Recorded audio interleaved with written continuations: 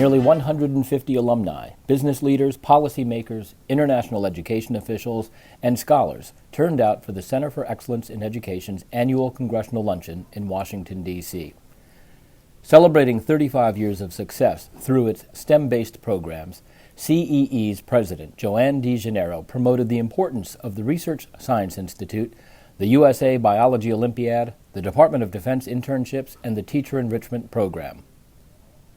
We all want our country to be leading in the global community, and we all want to maximize opportunities for all of our students.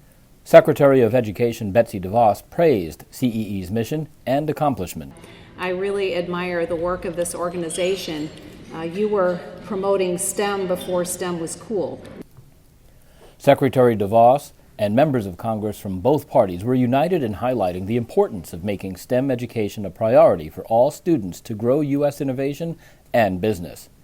Congressman Rob Whitman predicts a huge demand for a STEM-trained workforce. In the future, 85% of the jobs that will be out there will require some form of science, technology, engineering, and math. So I tell students today, if you're not at least having some understanding in those realms, then you need to. You need to make sure that those are the underlying elements.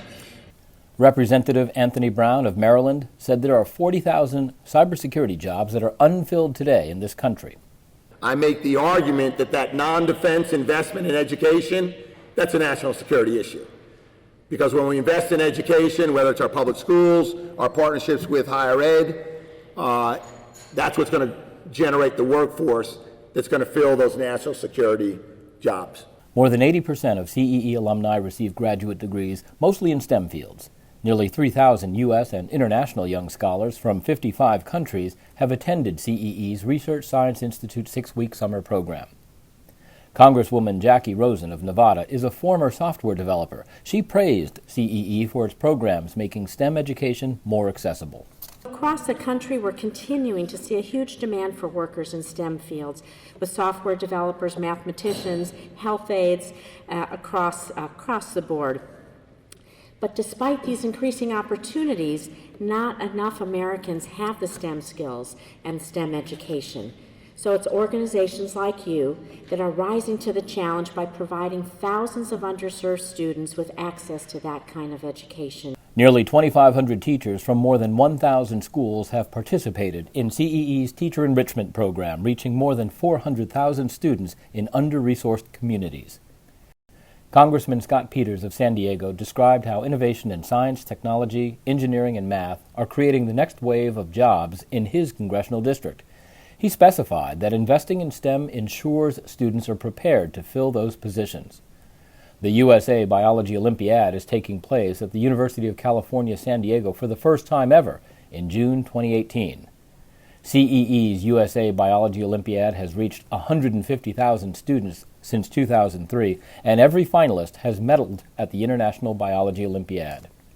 Keynote speaker Dr. James Bird, professor at Boston University's College of Engineering, presented The Science of Bubbles. His address discussed many of the applications of drops and bubbles for disease control, mining, food production, and even medicine. There's some really new promising research suggesting that these same ideas can be used to bring drugs across the blood-brain barrier, using acoustics and bubbles to kind of create this transfer in ways that would have been really otherwise quite difficult to do.